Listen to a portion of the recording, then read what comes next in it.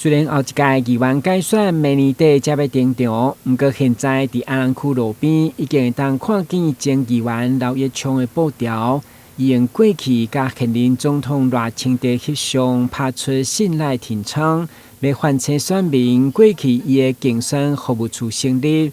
民国99年，当时的大台南市长参选人赖清德，就是帮伊受政绩。另外，也有立委陈廷辉等重量级的贵宾对伊的鼓舞。刘业昌，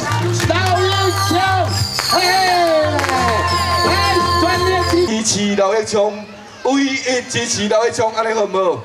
安尼好唔好？目前伊选择做草乌寮透天设立服务处，用遐帮的民进党身份要重新进军议会，会当看见离开议会10外档的刘业昌，人明显消散10外公斤。不过伊强调要用冲的精神，用伊多年的服务绩效加强烈的本土意识来对抗。国民党的这立委啊，这一党来作为啊，互我看到吼。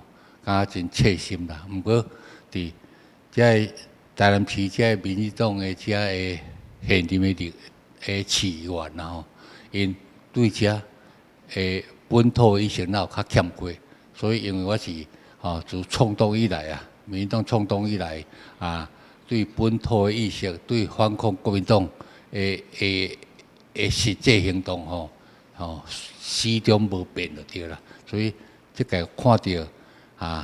这个乱象，我搁伫明年的议员的选举再次要挺身而出。以安南区现况6席的议员，民进党执政县市有3加1的名额，加上过去地方经营的知名度，以及有胜选的把握，当然嘛是先通过明年3、4月党内初选民调，才继续拼大选。台南新闻阮吉采访报道。